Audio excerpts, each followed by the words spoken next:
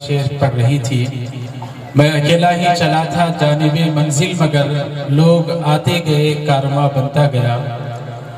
جیسا کہ حضرت محتمیم صاحب نے کہا کہ 2 طلباء کے ذریعے سے اس ادارے کی بنیاد ہوئی، اور ہم اپنے اکابرین سے سنتے ہیں ایشیا کا عظیم دینی ادارہ ام المدارس دارالعلوم دیوبند کی جب بنیاد ڈالی گئی تو ہم نے سنا ہمارے اکابرین کی زبان سے کہ اس وقت بھی صرف 2 طلباء کے ذریعے سے اس کی بنیاد ڈالی گئی، اور اللہ تعالیٰ کی شان کے پڑھنے والے طالب علم کا نام بھی محمود حسن اور پڑھانے والے استاد کا نام بھی ملا محمود۔ پڑھنے والے طالب علم آگے چل کر شیخ الہند محمود حسن دیوبندی علیہ الرحمہ بنے، اور الحمدللہ یہ ہمارا ادارہ بھی اسی طرح دارالعلوم دیوبند کی ایک شاخ بن کر اپنی علمی کرن کو لوگوں میں اور دنیا میں پھیلاتا رہا ہے۔ اللہ تعالیٰ اس ادارے کو مزید ترقیات نصیب فرمائے۔ ہمارے مہمان مکرم جو بڑے دور دراز کا سفر طے کرتے ہوئے ہمارے پاس تشریف لائے ہیں، ہماری دعوت کو قبول کیا، یہ ہمارے لیے بڑی خوش نصیبی کی بات ہے۔ آپ ایک ایسے ادارے سے تعلق رکھتے ہیں جس ادارے کو نسبت بڑے بڑے اکابرین امت سے ہیں، تو میں بلا کسی تاخیر کے اور آپ اور حضرت مہمان مکرم کے درمیان آڑ بنے ہوئے دارالعلوم وقف دیوبند کے استاذ حدیث و صدر مفتی حضرت مفتی احسان الحق قاسمی صاحب دامت برکاتہم سے انتہائی ادب کے ساتھ آپ کو دعوت خطاب دیتا ہوں۔ آپ حضرت ہم سب کو خطاب فرمائیں۔ حضرت مفتی احسان الحق صاحب قاسمی دامت برکاتہم۔ الحمدللہ رب العالمین والصلاة والسلام علی النبی الامین وعلى آلہ وصحبہ ومن تبعہم بإحسان الی یوم الدین۔ اما بعد فاعوذ باللہ من الشیطان الرجیم بسم اللہ الرحمن الرحیم۔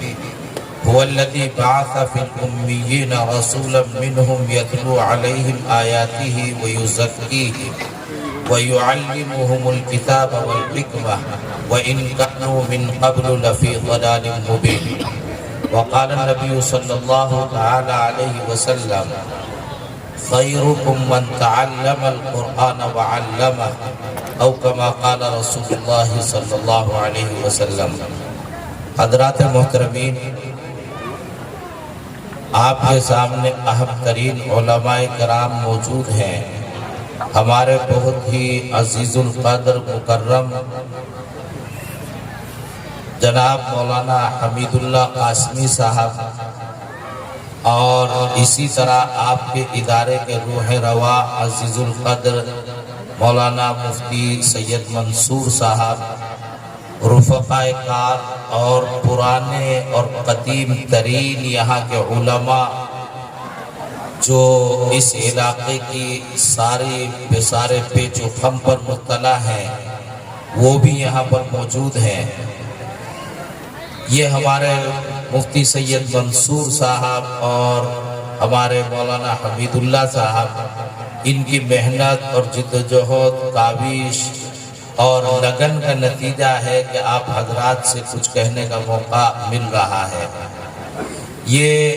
ایک دارالعلوم ہے جامعۃ الطیبہ کے نام سے،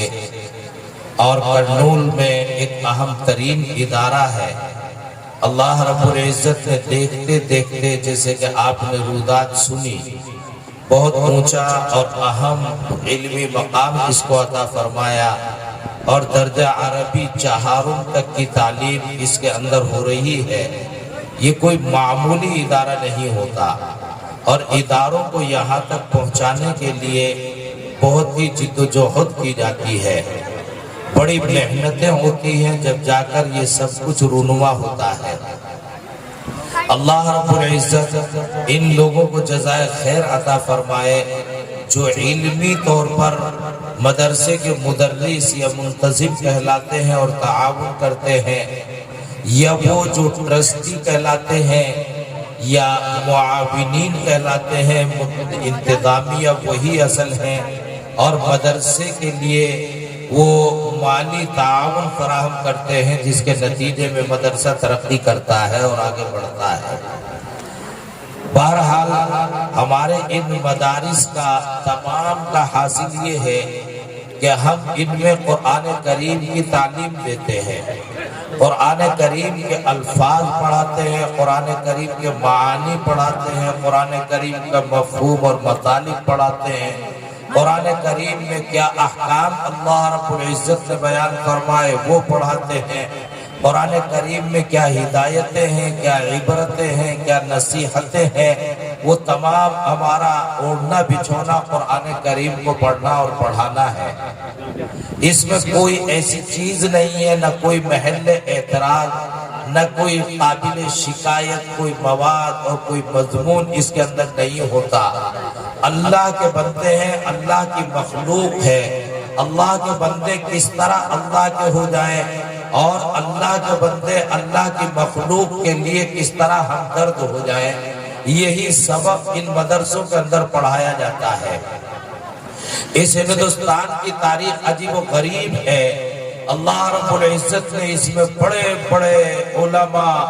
اور عوام، ایسے ایسے اہل دل اللہ رب العزت نے پیدا فرمائے ہیں کہ ان کی محنت جدوجہد ہے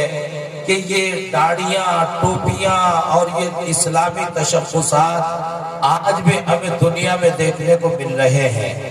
لیکن یہ منبع اور سرچشمہ، یہ تمام ابتدا یہ رسول اکرم صلی اللہ تعالی علیہ وسلم سے ہے۔ قرآن کریم رسول اکرم صلی اللہ علیہ وسلم پر نازل ہوا تو آپ علیہ السلام کا وطیرہ قرآن کریم نے خود بیان کیا کہ هو الذی بعث فی الامیین رسولا منہم۔ اللہ رب العزت نے انسانوں میں سے ایک انسان کو رسول بنایا، آخری پیغمبر بنایا۔ وہ آخری پیغمبر جب اس دنیا کے اندر آئے تو دنیا میں دو طرح کے لوگ پیدا ہوئے۔ جو لوگ دنیا کے اندر تھے وہ دو گروہوں پر تقسیم ہو گئی، دو جماعتیں تیار ہو گئی۔ ایک وہ جنہوں نے رسول اکرم صلی اللہ علیہ وسلم کی رسالت کو تسلیم کیا اور اللہ کی الوہیت کو تسلیم کیا، اور ایک وہ جماعت، وہ گروہ آیا کہ جنہوں نے رسول اکرم صلی اللہ علیہ وسلم کی رسالت کو اور اللہ رب العزت کی الوہیت کو تسلیم کرنے سے انکار کیا۔ یہ دو طرح کے گروہ اس دنیا کے اندر آئے۔ اللہ رب العزت نے بیان فرمایا یہ جو ہم نے رسول آپ کے پاس بھیجے ہیں یہ کوئی تمہارے لیے نقصان کا ذریعہ نہیں ہے، یہ تمہارے فائدے ہی فائدے کے لیے اس دنیا کے اندر آئے ہیں، تمہاری خیر خواہی کے لیے آئے ہیں، تمہاری ہدایت کے لیے آئے ہیں، تمہارے ساتھ رحمت کا برتاؤ کرنے کے لیے آئے ہیں، تمہارے ساتھ نرمی کا برتاؤ کرنے کے لیے آئے ہیں، تمہارے لیے محبتوں کو نچھاور کرنے کے لیے آئے ہیں، ظلم و بربریت اور تشدد اور دہشت کو مٹانے کے لیے آئے ہیں۔ یہ رسول تو تمہارے انتہائی درجے کام کے ہیں، یہ تو تمہارے فائدے کے ہیں، اور فائدے کا آدمی جہاں آدمی کو میسر آئے اس سے تو آدمی کو ہمدردی ہونی چاہیے اور اس کے قریب ہونا چاہیے۔ قرآن کریم نے ارشاد فرمایا یتلو علیہم آیاتہ، یہ اپنی طرف سے کوئی بات بھی نہیں کرتے، تمہارا پیدا کرنے والا ہے، تمہارا خالق ہے، تمہارا مالک ہے، تمہارا رازق ہے، وہ جو کچھ ان کے اوپر اپنا کلام بھیجنا ہے اسی کو پڑھ پڑھ کر لوگوں کو سنا دیتے ہیں۔ تو تمہارے خالق کا کلام ہے، تمہارے سامنے پڑھ کر سناتے ہیں، یعنی قرآن کریم کی آیتیں رسول اکرم صلی اللہ علیہ وسلم پڑھ کر سناتے ہیں۔ اور ہمارے مدارس اسلامیہ ان میں سب سے شروع میں ابتدائی درجات میں قرآن کریم نازلہ پڑھایا جاتا ہے یا قرآن کریم حفظ پڑھایا جاتا ہے۔ یتلو علیہم آیاتہ، قرآن کریم کی آیتیں پڑھ پڑھ کر سنانا، انہیں یاد کرانا، انہیں پڑھوانا اور لوگوں کو اس لائق بنانا کہ وہ آگے اپنے مابعد والوں کو قرآن کریم کی آیتیں پڑھ پڑھ کر سنا دیں۔ اور رسول اکرم صلی اللہ علیہ وسلم کا یہ طرز برابر اور ریگولر صبح قیامت تک چلتا رہے ہیں تو یہ درجات حفظ اور درجات نادرہ جتنے ہیں یتلو علیہم آیاتہ، یہ تمام قرآن کریم کی آیتیں پڑھتے ہیں اور یہ آیتیں پڑھ پڑھ کر سناتے ہیں اور سکھاتے ہیں تاکہ وہ بھی اپنے بعد والوں کو آیتیں پڑھ پڑھ کر سنانے لگے۔ یہ قرآن کریم جب اس کی تلاوت کی جاتی ہے تو قرآن کریم خود آگے ارشاد فرماتا ہے وَيُزَكِّيهِمْ، قرآن کریم کے الفاظ کے اندر اللہ رب العزت نے وہ کمال رکھا ہے، یہ بذات خود اللہ رب العزت کی ایک صفت ہے، صفت کلام کا مجموعہ یا صفت کلام کا نام قرآن کریم ہے۔ اللہ رب العزت کی متعدد صفتیں ہیں، ان میں ایک صفت ہے اللہ کا کلام کرنا۔ اللہ کا کلام یہ بھی ایک صفت ہے اور یہ کلام الہی ہے، جس طرح تمام صفات اور اللہ رب العزت کی ذات ازلی ہے، ابدی ہے، اسی طرح یہ کلام بھی ازلی ہے اور ابدی ہے۔ تو یہ اللہ رب العزت کی زبان سے نکلے ہوئے جملے ہیں، یہ اللہ کی زبان سے نکلے ہوئے کلمات ہیں۔ آپ نے دیکھا ہوگا آج کل بہت سے گانے لوگ گاتے ہیں، مطلب بھی نہیں سمجھتے، جھوک جاتے ہیں۔ کرکٹ کا کھیل دیکھتے ہیں انگریزی میں چل رہا ہے، انگریزی جانتے نہیں پھر بھی جھوک جاتے ہیں۔ یہ آوازیں عجیب و غریب انداز کی ہوتی ہیں، بعض آدمی زبان کو سمجھتا نہیں مگر اس کی لذت کو محسوس کرتا ہے، زبان کو نہیں سمجھتا۔ مثلا قرآن کریم کی ہے تلاوت ہوتی ہے، دلوں کو موہ لیتا ہے، حالانکہ ہمیں نہیں معلوم کہ قرآن کریم میں لکھا کیا ہے، اس کا مفہوم اور اس کا مطلب کیا ہے۔ کوئی سریلی آواز ہم نغمگی سنتے ہیں، کوئی ترانہ کوئی ترنم سنتے ہیں، کوئی غزل کوئی شعر سنتے ہیں، مفہوم کو ہم پورے طور پر سمجھتے ہوں یا نہ سمجھتے ہوں، اس کے سریلی انداز سے ہم محو ہو جاتے ہیں اور ہمیں مسرت ہوتی ہے، اطمینان ہوتا ہے۔ یہ رب کائنات کا کلام ہے، خداوند قدوس کا کلام ہے، اس سے زیادہ چاشنی، اس سے زیادہ علاوت، اس سے زیادہ تاثیر کسی کلام میں ممکن ہی نہیں۔ اس لیے کہ جو بھی کلام ہوگا وہ مخلوق کا ہوگا، وہ بہت کم ویلو کا ہوگا، اور یہ کلام خالق کا ہے، رب کائنات کا ہے۔ عجیب و غریب قرآن کریم نے بیان کیا کہ جنت میں جب جنتی چلے جائیں گے اور جنت کی نعمتیں انتہائی درجے پر ان کو حاصل ہوں گے، پورے ہوں گی، نہریں ہوں گی، مستیاں ہوں گی، مزے ہوں گے، عمارتیں ہوں گی، بلڈنگیں ہوں گی، ہر طرح کے کیف و سرور ان کے سامنے ہوں گے۔ تو ایک آواز آئے گی، غیب سے ایک آواز آئے گی کہ کیا تمہارے لیے میں اپنی نعمتوں کو مکمل نہ کر دوں؟ تو جنتی آپس میں بیٹھے ہوئے ایک دوسرے کو کوہنیوں سے یوں ماریں گے یا یوں کنکھیوں سے دیکھ کر اشارے کریں گے کہ کون سی وہ نعمت ہے جو جنت میں ہمیں میسر نہیں۔ اب کیا اعلان ہو رہا ہے کہ جنت میں اپنی نعمت مکمل نہ کر دوں، نعمتیں تو اپنی انتہا کو پہنچ چکی ہیں، اب کیا ملے گا اور کیا ملنے والا ہوگا؟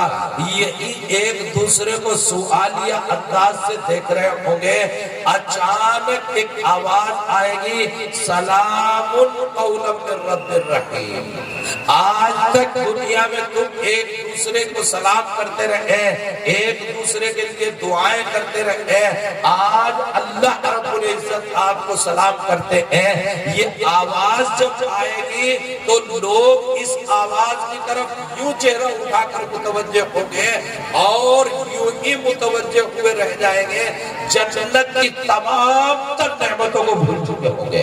کیوں؟ اس لیے کہ آواز بذات خود حضرت حق توجہ ہوگی۔ آپ ارشاد فرمائیں گے سلام قولا من رب الرحیم، اور آپ کا دیدار ہوگا۔ یہ آواز اور آپ کا دیدار جنت میں کھانے پینے اور استعمال کی تمام اشیاء سے غافل کر چکا ہوگا، اپنی طرف یہ توجہ دلا چکا ہوگا۔ یہ ہے عجیب و غریب اللہ رب العزت کی آواز۔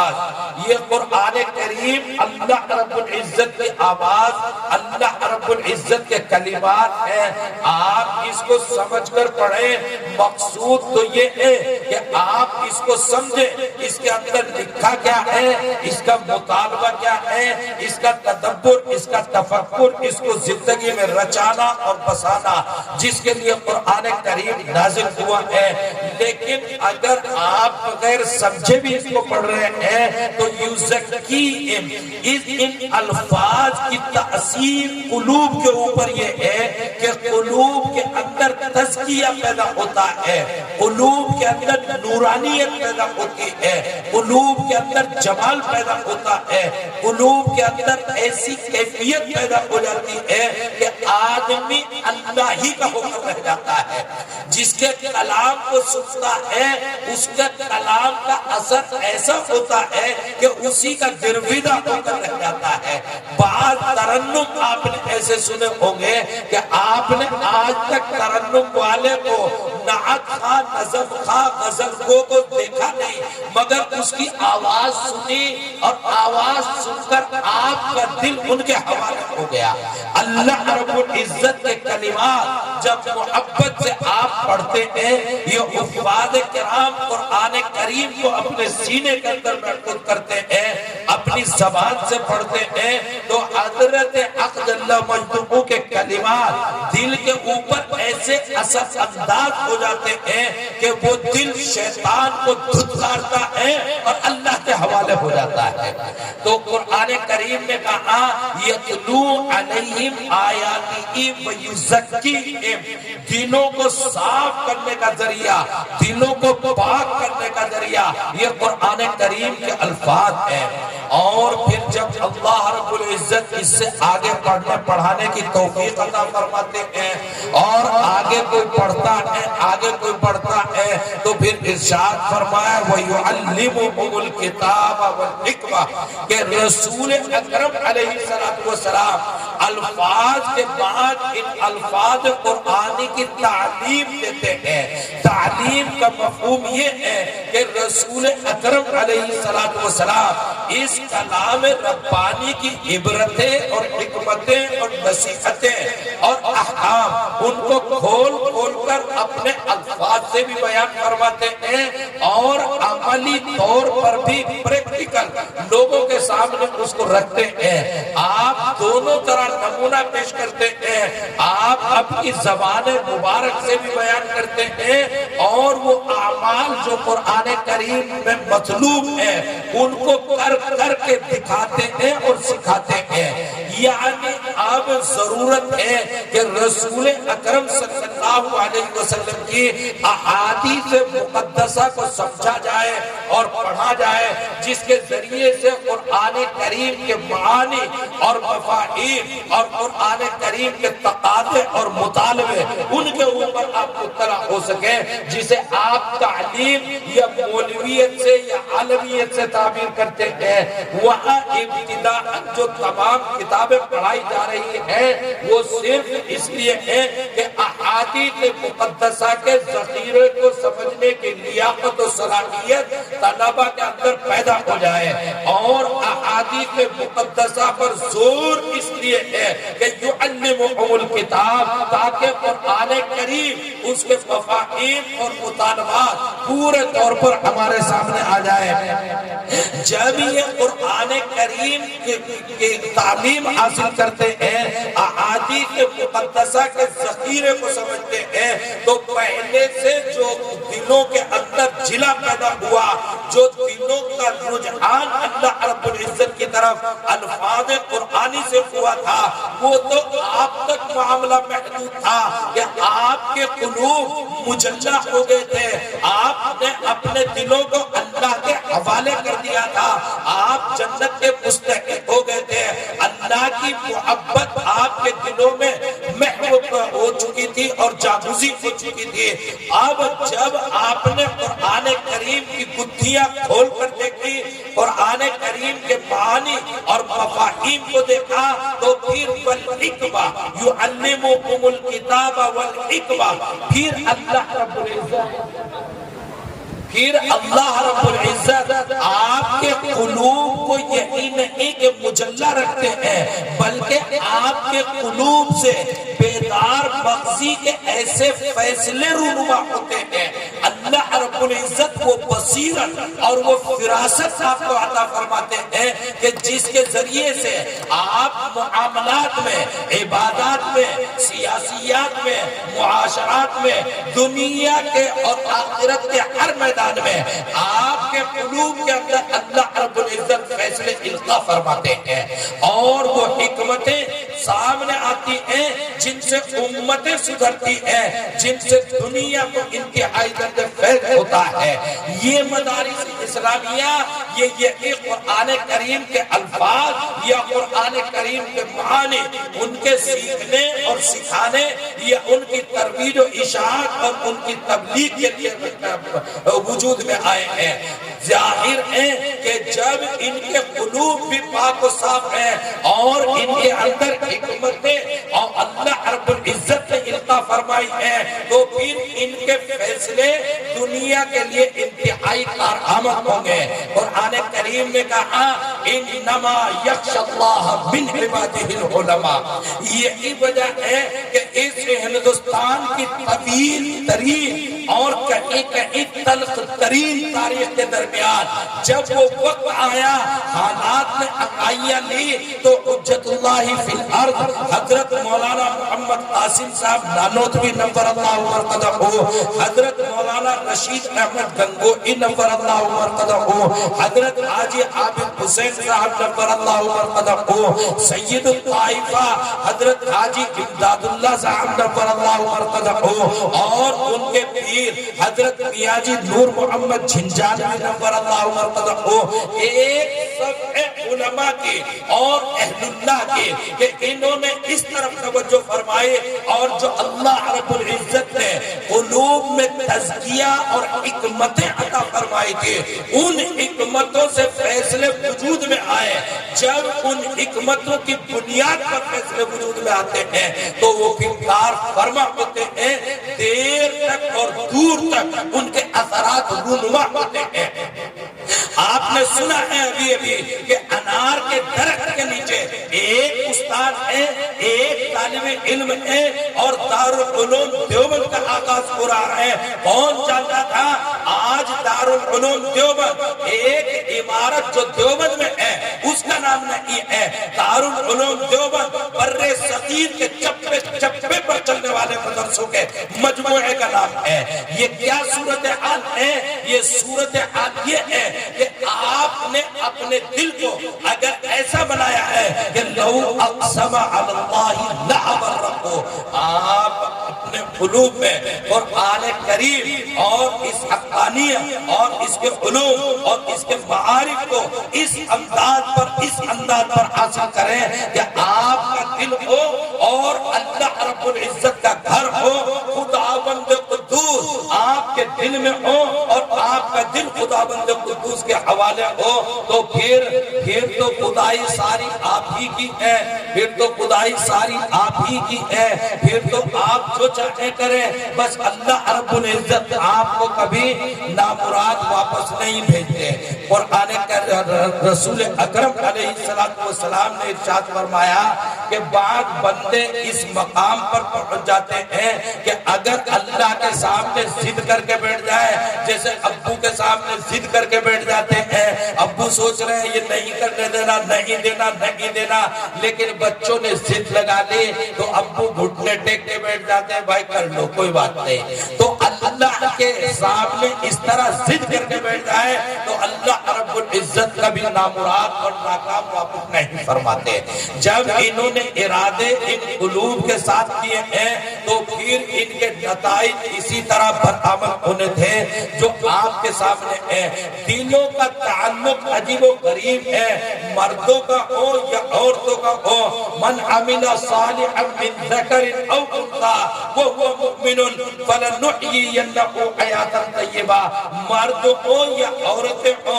दिल को जब दिल बना लिया तो फिर दुनिया भी कामयाब है और आखिरत भी कामयाब है। और आने करीम ने ये नहीं इरशाद फरमाया है कि आप जो है मरेंगे, कब्र में आपको ये मिलेगा, हशर में ये मिलेगा, जन्नत में ये मिलेगा और ये मिलेगा। इसके माने ये है कि दुनिया में तो पिटना ही पिटना है, नहीं, दुनिया भी आपकी है। यरिथुहा इबादियस सालिहून, ये भी कुरान करीम की ने इरशाद फरमाया, फलनुहयियन्नहु हयातन तय्यबा,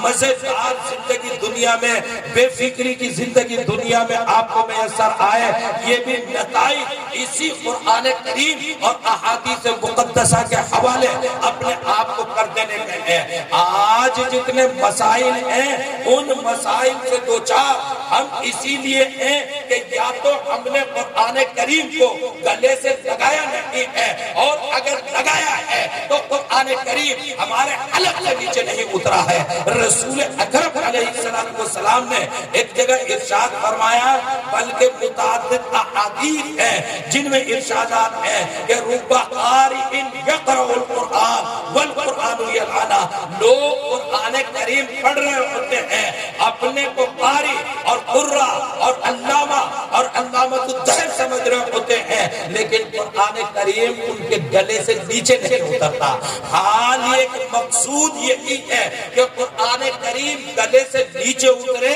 और दिल के ऊपर असर अंदाज हो। जब ये कुरान करीम, इसके अल्फाज, इसके मानी, इसके मारिफ आपके दिलों के ऊपर असर अंदाज होंगे, आपको अंदाजा भी नहीं होगा कि आपकी दुनिया कैसे बदल गई। मानो अलल अर्श इस्तवा, हाँ, ये अल्लाह रब्बुल इज्जत ने इरशाद फरमाया, युदब्बिरुल अम्र तदबीर उमूर, सारे फैसले अर्श इलाही से होते हैं। अगर आपके दिलों की आपके दिलों की सदाएं, आपके दिलों की उल्फतें, आपके दिलों की मोहब्बतें अगर वहां आसमान इलाही के ऊपर जाकर टकरा रहे होंगे, तो यकीन जानो वहां से जब पलट कर फैसला आएंगे, वो तुम्हारे मुखालिफ कतई नहीं आ सकते। जमीन पर खाली नफान होता है। हजरत शाह वलीउल्लाह मुहद्दिस देहलवी अलैहिर्रहमान ने हुज्जतुल्लाह इल बालिगा में एक हदीस की वजाहत करते हुए फलसफा बयान फरमाया है कि जब आप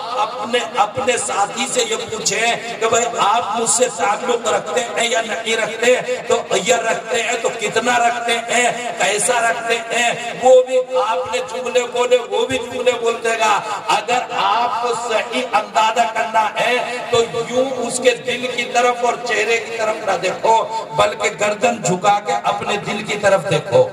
जितना आपके दिल में और जिस अंदाज का और जितने परसेंट आपके दिल में सामने वाले के लिए जगह होगी, यकीन है कि उसी दर्जे सामने वाले के दिल में और उसी तरह की जगह होगी। बाकी तमाम तो नफाजी है। आपने भी कुछ बोल दिया कि इंतहा से ज्यादा मोहब्बत है, उसने भी कुछ बोल दिया, मगर फैसला यहाँ से होगा।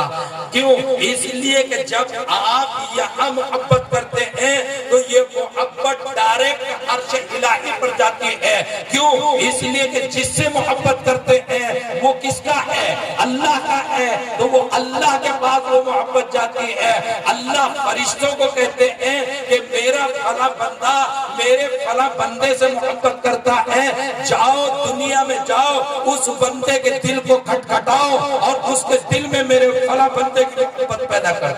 तो आप समझ रहे हैं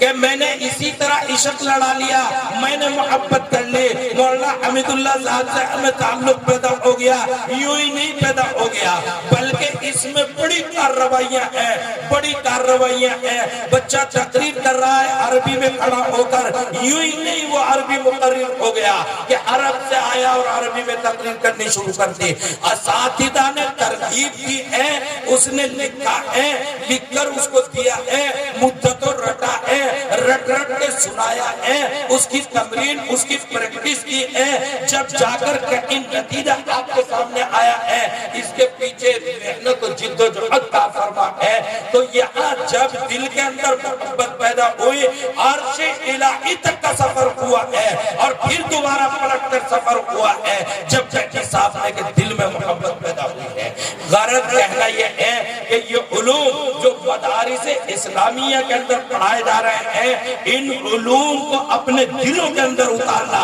جب دل بن جاتا ہے، اللہ کے حوالے ہوتا ہے، یہ علوم نیچے اتر کر دل میں آتے ہیں، جبھی ان کی اہمیت کا اندازہ ہوتا ہے، جبھی ان کی قدر و منزلت ہوتی ہے۔ وہ ایک واقعہ مشہور ہے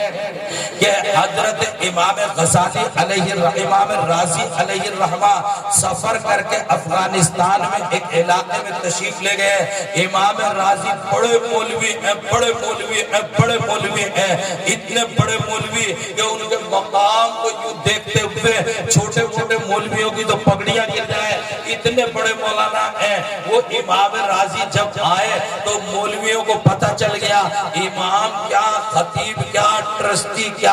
اور معلم کیا، اور متعلم کیا، سارے خوشی کے مارے شہر سے باہر نکل کے استقبال کے لیے آ گئے۔ جب اتنے مولوی اور ائمہ بھاگے ہیں استقبال کے لیے، عوام نے تحقیق کی تو پتہ چلا بس وہ بھی عقیدت میں اپنے مولویوں اماموں کے پیچھے سارا شہر نکل کے استقبال کے لیے آ گیا۔ جب امام راضی آئے ہیں تو امام راضی علیہ الرحمہ کا استقبال انہوں نے دیکھا کہ نظر انتہا کو پہنچ رہی ہے، مگر مجمع ختم نہیں ہو رہا ہے، مجمع کثیر ہے۔ مولویوں سے ملتے ہوئے